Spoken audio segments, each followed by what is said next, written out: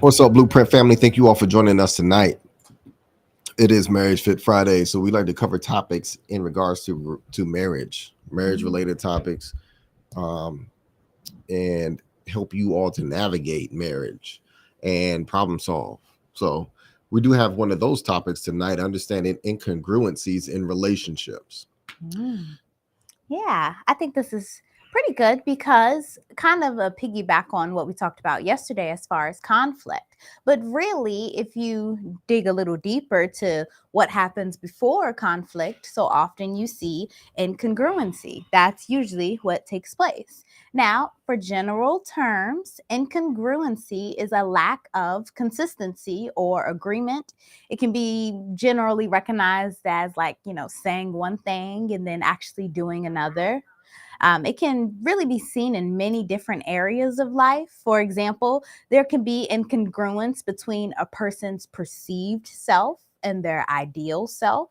There can also be incongruence between spiritual or religious beliefs and actual behaviors, maybe even personal values and the values in a workplace, or, of course, political views and maybe even social norms. That's also places where incongruency can show up in life.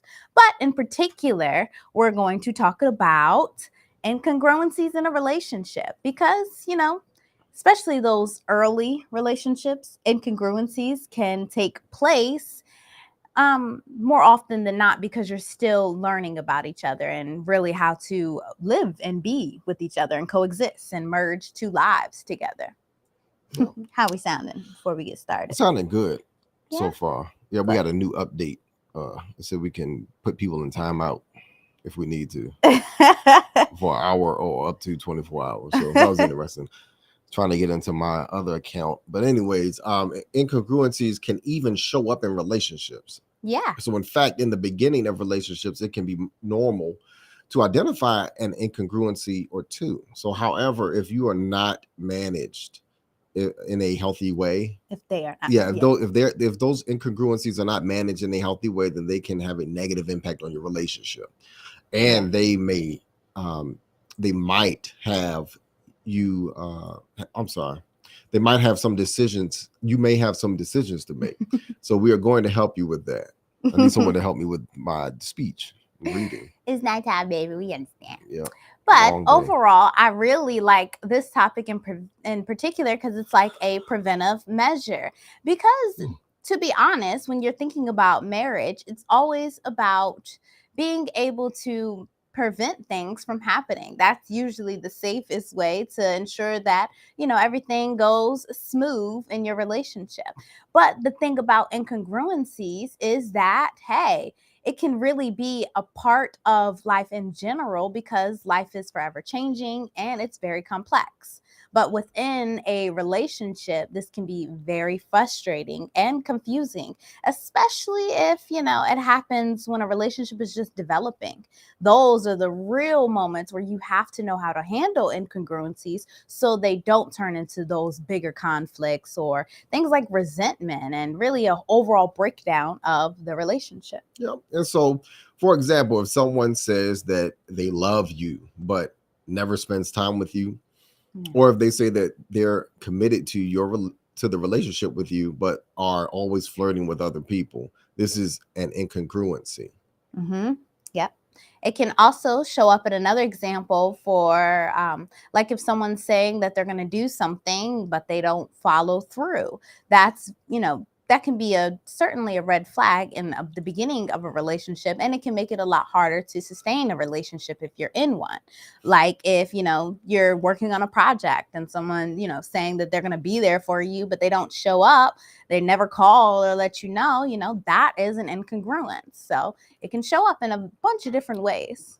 Yep. Incongruencies can also show up um, in otherwise healthy relationships. So, Yeah. for example, one spouse may be more extroverted and outgoing, while the other spouse may be more introverted and reserved. Yeah. So, this difference in personalities can lead to incongruencies in how they spend their time and socialize with other people. Yeah, and I think it's important that you mentioned in an otherwise healthy relationship, because even something like that is able to be mitigated and worked through because of the understanding that can come from actually solving those incongruencies and preventing them from blowing up into, something bigger. Yeah. And in general, incongruencies can be caused by a variety of factors, such as Yeah. different values or beliefs. So, when two people have different values or beliefs, it can lead to incongruencies in their relationship. So, one example is if one person values honesty and integrity above all else, while the other person is more focused on material possessions, it can create conflict and tension in the relationship. Yeah. With the overspending can be the result of that. So, Yeah. not budgeting. So, Hmm. different communication styles is another one. So, people communicate in different ways, and this can lead to incongruencies. For example, if one person is more direct and assertive in their communication style, while their spouse is more indirect and passive aggressive, it can lead to misunderstandings and frustrations in the relationships. Of course, arguments and Hmm. fights, or and what have you. Yeah. And it's normal to recognize these things. That's why we're actually talking about this tonight, and how it really will apply to marriages and Marriage Fit Friday is because if you can get a hold of what these incongruences are and then actually be able to mitigate around them, you can really prevent those conflicts and misunderstandings. Hmm. That's a big, big part of why I think a lot of relationships break down, sometimes even in the beginning, or why they can't form. Because you just don't, take the time to solve that. Yeah, or either the intentions doesn't line up. So that's an Hmm. incongruency. So you may be involved with Yeah. someone who's thoroughly interested on getting married, and then you have someone who's lying about the intention on being married, Hmm. and they are not really trying to put any effort into the relationship. That's an Yeah. incongruency as Yeah. well. So, And it'll show you they're not marriage fit. And right, that's time for you to move on. So just in general, by being able to recognize it, it really helps. right. And then don't also too. I just want to throw this in there. Don't, because you're in a relationship and you recognize that this person is not intentional, don't try to make it work. It doesn't happen that way. Yeah. So they have to be themselves ready to get married as well, as much as you do. Mhm. So another one is unmet expectations. So when people's expectations in a relationship are not met, it can also lead to incongruencies. So, for example, if one person expects their spouse to be affectionate and supportive, but the other person is more emotionally distant, it can create feelings of disappointment and resentment in the Mhm. relationship. Yep.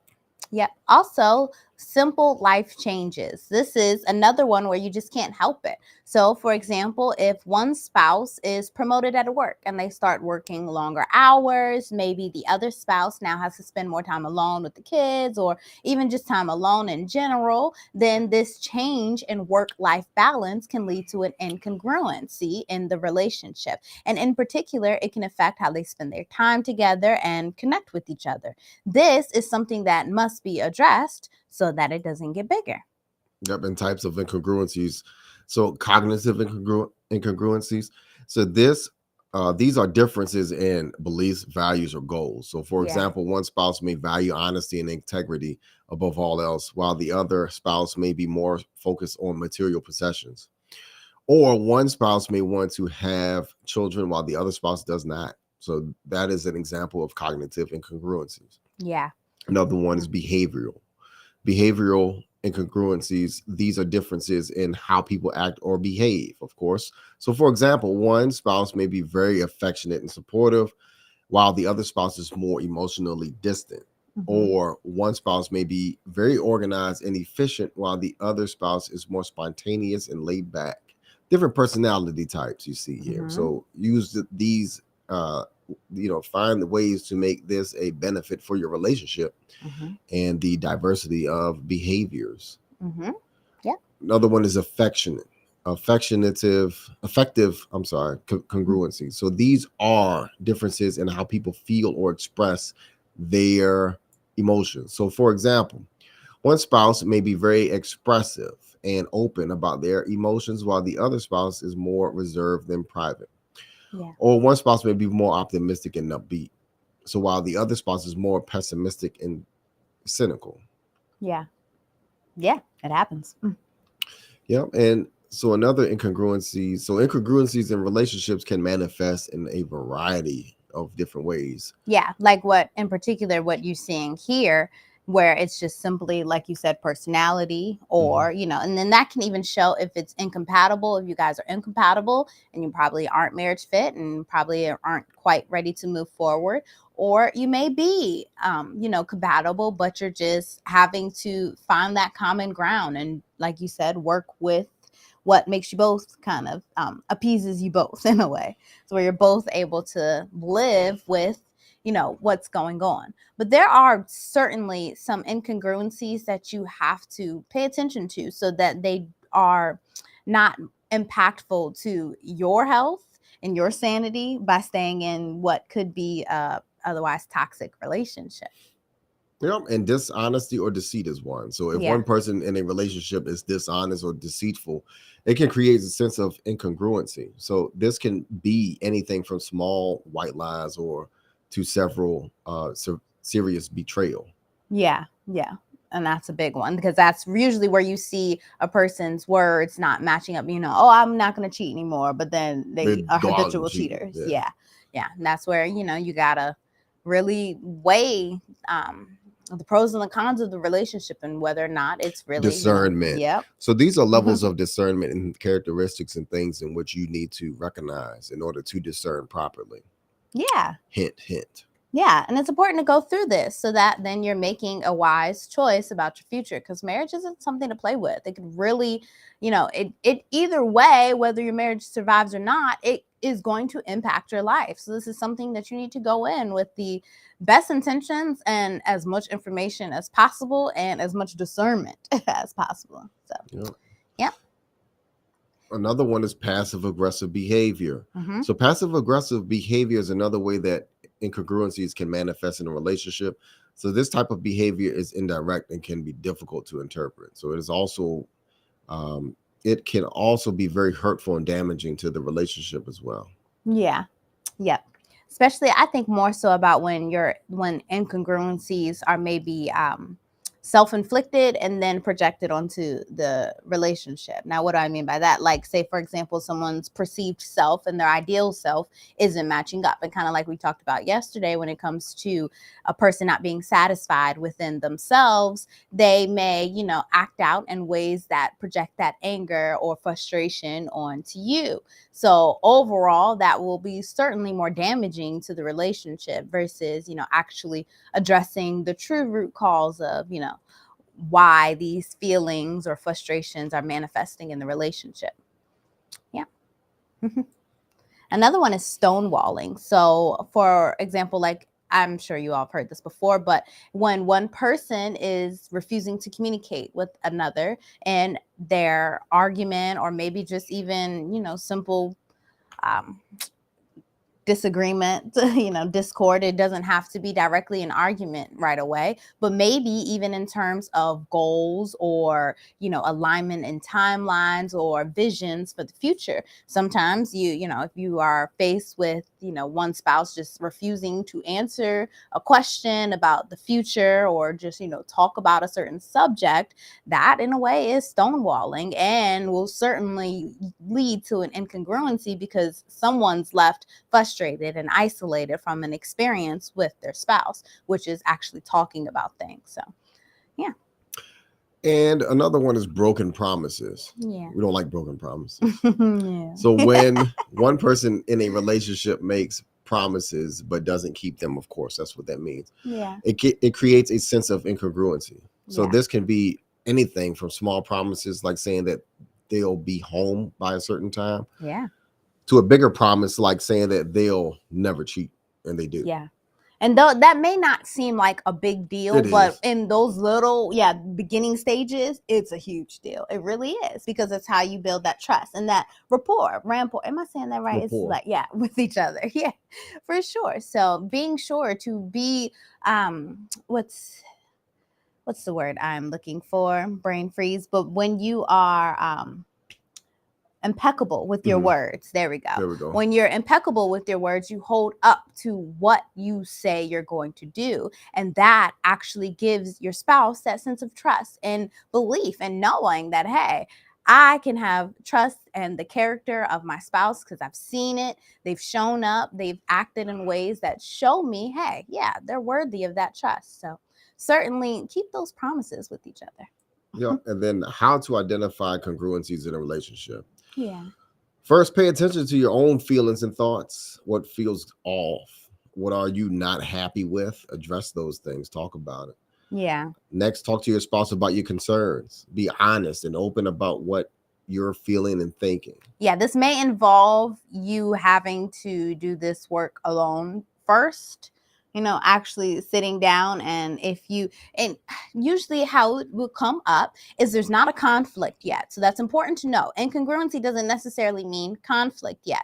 What it's showing you is kind of the energy that's brewing in the background that could lead to conflict if it's not resolved. So what it would feel like is, say there's a big change that has taken place within the relationship, whatever the change is, how does it make you feel? Are you comfortable with it? Can you go with it? Is it something that you're able to adjust to?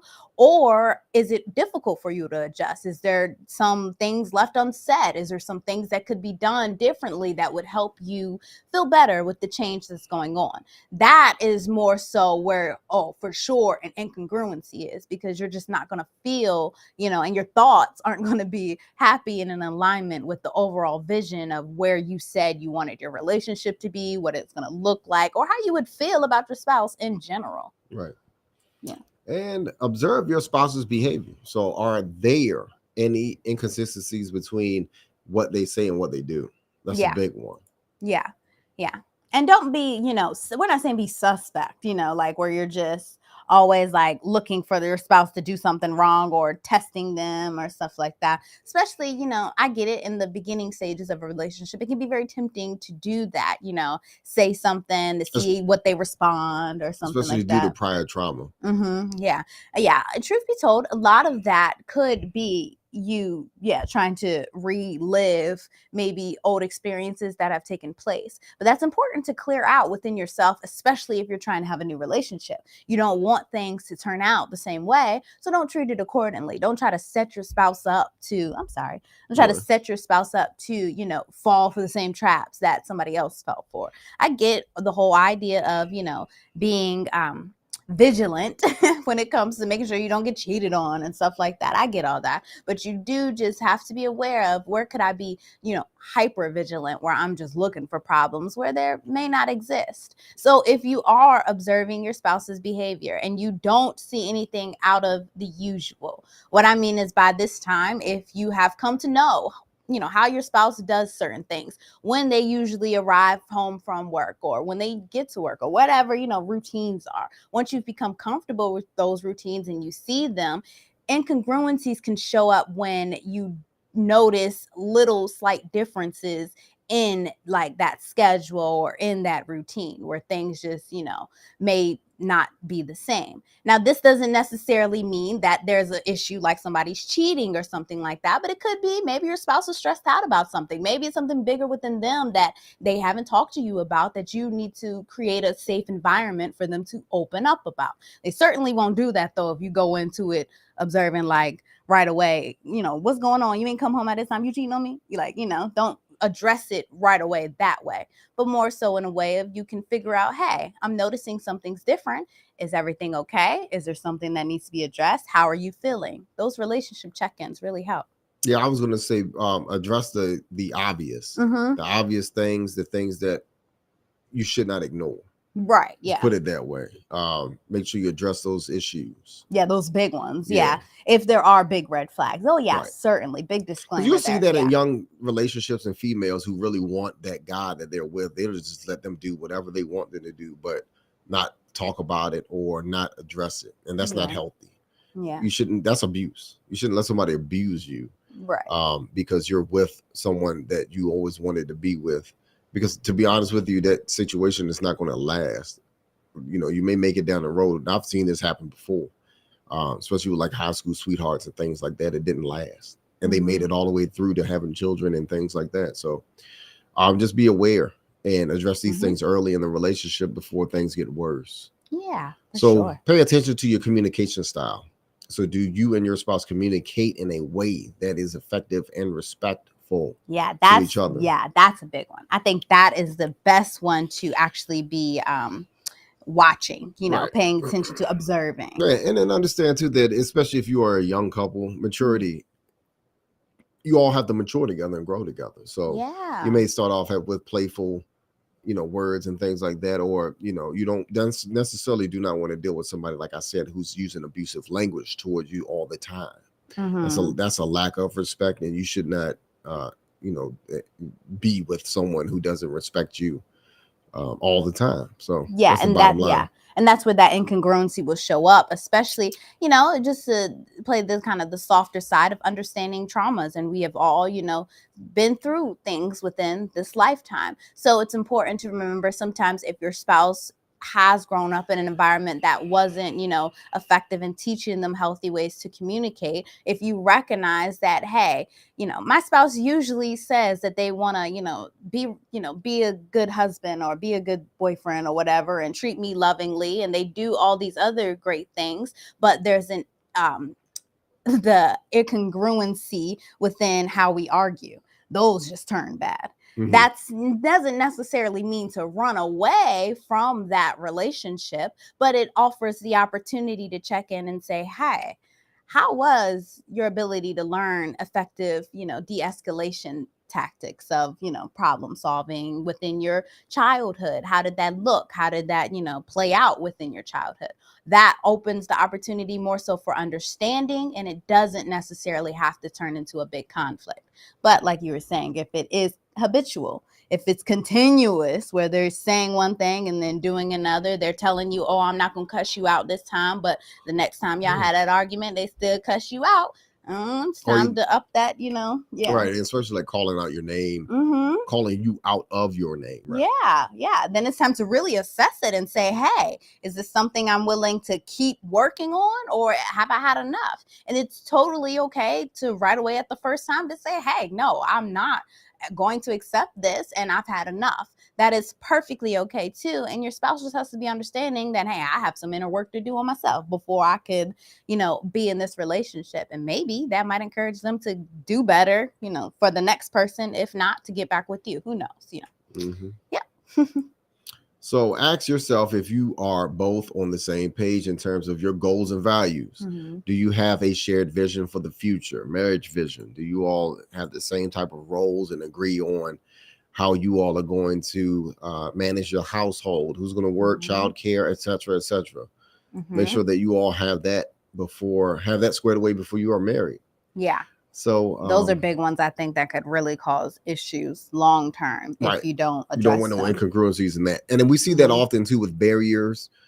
People not identifying barriers and what they will and will not stand for in relationships. They get into a marriage and realize that, this is not what I expected at all. And only because you didn't think of it. And then also too, you didn't address it and you just let things happen.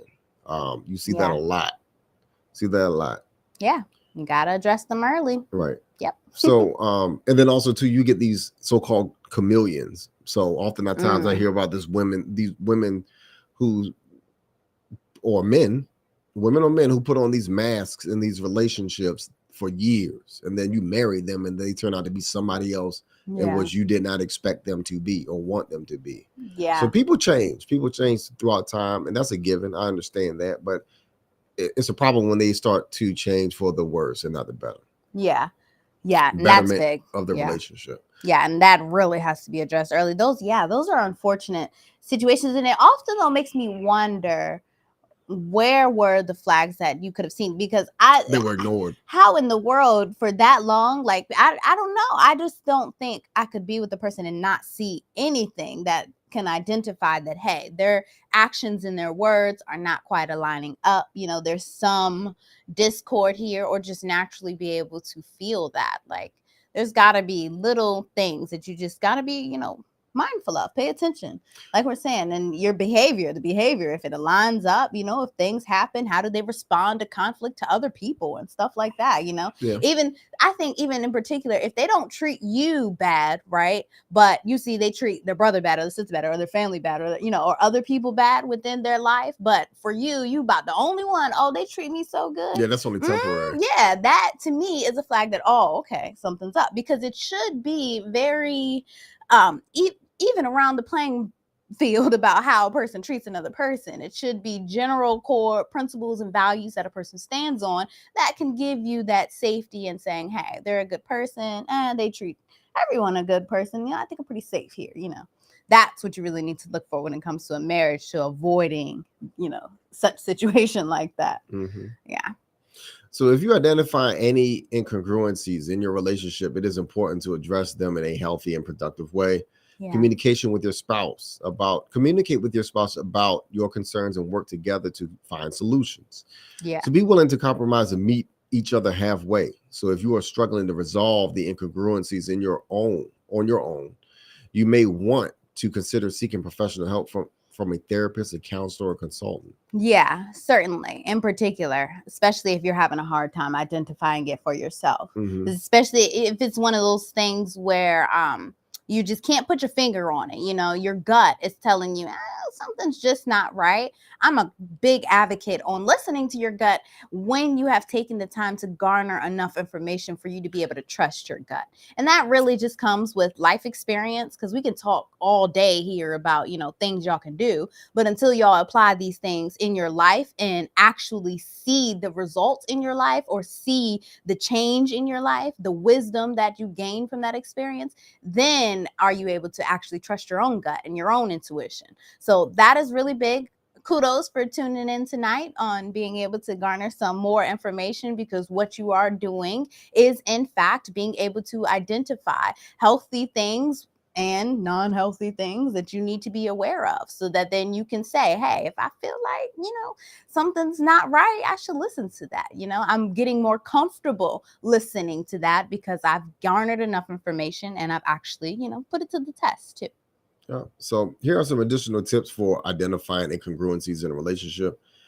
Look for patterns. So if you notice a certain behavioral pattern in your spouse that is bothering you, it could be a sign of incongruency. So for example, the broken promises and So for example, if your spouse frequently makes promises that they don't keep, this could be a sign that they are not congruent in the relationship. Another one is, like my wife said, with the gut instinct as well. So that's another one.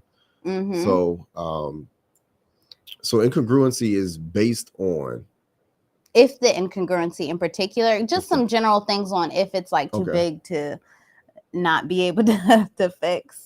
Because sometimes there are too big, where incongruencies just occur to where, hey, it's no conflict yet, but chances are we see, it may not work out. And we got to be realistic about that. So then that way you're able to move on in a healthy way and actually move on to someone who's more in alignment with you. Mm-hmm. So in particular, that's based on like the core values and beliefs that you were talking about earlier. Yep. So like if people, like one person is strongly religious and another person is maybe atheist, like y'all may not even had a conflict yet, but that is a true incongruency, because where are you going to find the common ground when it comes to like raising your children. Or even like, finances and stuff like that, or like where you spend your, or your friends, spiritual times, your friends, like that, or conversation, social gatherings and stuff like that. Yeah. So those are important to pay attention to. Yep. So incongruencies is causing, if these incongruencies are causing significant conflict and stress in the relationship, it can lead to frequent arguments and tension. It can also be a sign that the relationship is not sustainable. Yeah. So recognize that. So the whole thing is that these things are available to you. Use these tools so that you're not wasting your time. You don't want to be that person in a 8-year relationship that you're not happy to be in. Right. You hear about those people who are in a boyfriend-girlfriend relationship, common law marriage or what have you, living together for 8 years and they're still not married. Yeah. And whatnot. Yeah. We call that the sunken cost fallacy. Mm-hmm. Where you in it only because y'all been in it for so long. You've invested time and you don't want to lose that time and deal with somebody else. But you sacrifice your happiness. Yeah. Yeah. So, I understand too that, in marriage, one of the vows is not happiness. To stay with somebody and leave them when you're unhappy. You work through your problems and your differences. So you have to communicate about those things. Yeah. That's an incongruency. So one Yeah. or both spouses are not willing to compromise or work on the incongruency. So if one or both of you all are not willing to work and put up the effort Yeah. for the relationship and to resolve the incongruency, it is unlikely that the relationship will work or improve. Yeah. So you can't make people change. Change only happens through the person that they themselves decide they want to change. You can only inspire change in other people. Yeah. But in particular, when it comes to marriage, just like in particular, like you were saying, you aren't, guaranteed forever happiness where you're always every single day is Right. happiness. A lot of that though is I honestly think incongruencies and a lack of understanding the vision of what you wanted your relationship to look like, and somewhere along the Unrealistic line, expectations. and somewhere along the line, somebody's not, they're not doing what they need to do. The other spouse isn't getting what they need to get out of the relationship. That's big. I think marriage really then would require third party help, even if it's not a problem, but there's like some underlying tension to where, like you were saying, you're not happy. Like, that isn't a time, like my husband said, to run away, but it certainly is a time to get help. So don't ignore that and just think like, oh, I'm just supposed to stay miserable. No, that's not what we're saying do, but certainly go get the help and talk to someone so that you're able to work through these things. Right. But what we're saying is that if that person is not willing to work at all and don't give a damn, and then they gamed you and was like, well, you got me here in this relationship. I'm just going to stay here. But I'm not in this relationship for you. I'm in it all about me. Then yeah, it's not going to work. No. So you're sacrificing your happiness in order to just be married. Yeah. Which makes no sense of all. That's that sexless marriage and those people that live who sleep in two different beds. Yeah. You got one bedroom and got two twin size beds. Yeah. As your main bedroom. That's ridiculous. And it's unfortunate. It's really unfortunate. Life is too short for that. And it can lead to bad health and everything else. So it's really important though that you recognize that, incongruencies, they occur and they can take place, but it's how you handle them, address them early, make sure things are aligned as early as possible, that it lowers that risk a lot if you can do that and the likelihood of things not working out. So certainly do this ahead of time, because if you are with a good spouse and you guys are willing to work on things, then it does present an opportunity for growth, even before it gets to the conflict stage, because this is all about communicating openly and honestly before things get too big, so that then you're able to listen to each other before emotions get involved, because it's hard to calm down and talk about a situation or see things from a higher perspective if your emotions are involved. So if you can get it before the emotions are in there, before things have gotten too hot and upset with each other, then certainly you're offering a better opportunity to actually learn from the experience, to grow from the experience, to appreciate each other's perspectives and understand what each other is going through. And ultimately, that's going to build a stronger relationship. So, yeah. So next, here are some tips for managing incongruencies in an otherwise, what's that? Healthy relationship or marriage. Just some last minute tips before we head on out. Want to identify the incongruencies, of course. The first step is to identify the specific incongruency that are causing problems in your relationship. So this can be difficult, but it is important to be honest with yourself and your spouse. And like we said before, one of the barometers is your happiness. How happy are you with this current situation and the person that you're with? Yeah. And do you have any evidence to back you up about them not living up to their promises and things that they're going to say? Yeah. Next, find peace with where you are at. So this means acknowledge your strengths and weaknesses and forgiving yourself for your imperfections. So this is especially important if you are married. Yeah, and I want to throw in there your spouse too, being able to do that as well. Because if especially things like life take place and cause the incongruency to appear when it's not so much your spouse's, fault per se, but they're just reacting, like health issues. Yeah, it's just a natural reaction to life. That can happen. Be sure to find peace with that moment being here and not jumping the gun so fast to where you're just, An emotional yeah. wreck. Mm-hmm. Yeah. It Yeah. can operate. Yeah. And that's important for yourself too, in particular, I Right. think. Yep. Yep. Sorry. And then communicate with your spouse. Yeah. So once you have identified these incongruencies, it is important to communicate with your spouse about them. So be honest and open about your feelings and thoughts. Address these things. Yeah. And then next, listen to your spouse. So it's important to listen to your spouse's perspective. Don't talk, eye contact. Don't think of any feedback that you're trying to provide. Just listen to their words and what they're saying and let it sink in. Try to understand their feelings and thoughts. Yeah. Try to empathize with them. Yeah. Quick recap. Work together to find those solutions. Of course, be willing to compromise, like my husband said. Set those realistic goals, actually making a plan for how you're going to work through this issue before it even becomes an issue. This may include actually literally pen and paper, setting timelines, writing things down, dates of what needs to take place. You really have to do this in order for you both to see, hey, we're both being proactive here and not reactive. We're getting to make sure that, hey, this does not become a problem, but something we're just addressing and growing from and learning from early. Yeah. So next, take action. So once you have this planned, it is important for you to make actions towards your goals. So this may involve making changes to your behavior, your environment, and or your relationship as well. Yeah, got to do that. So if you are struggling to resolve your incongruencies on your own, you may want to consider seeking professional help from a therapist or counselor or consultant like us. So, if you can all please subscribe to our YouTube, Instagram, Facebook. We really appreciate it, especially with this information that we are providing for you all. You see, we're almost at 500. I got excited when you mentioned that because I just thought about it. That's a milestone, right? Yes, because then we will be able to open up a community on I'm not Instagram. Did I say YouTube? I'm tired, y'all. Okay, yeah, YouTube.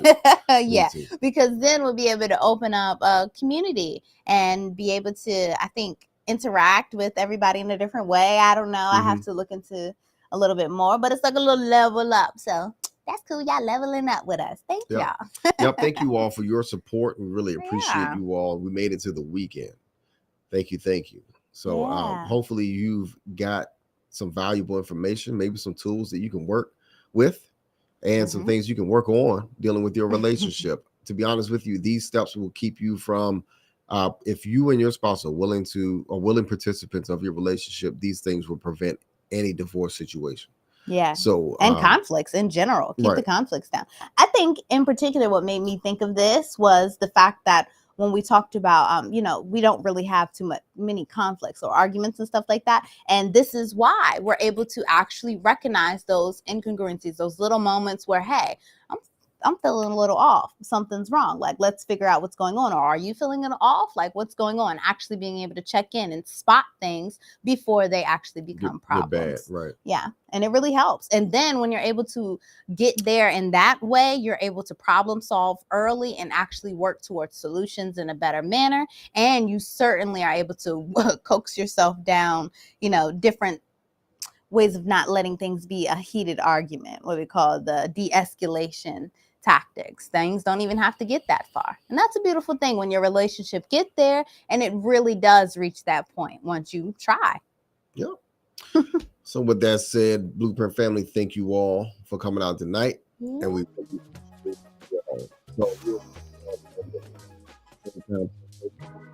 weekend. Peace.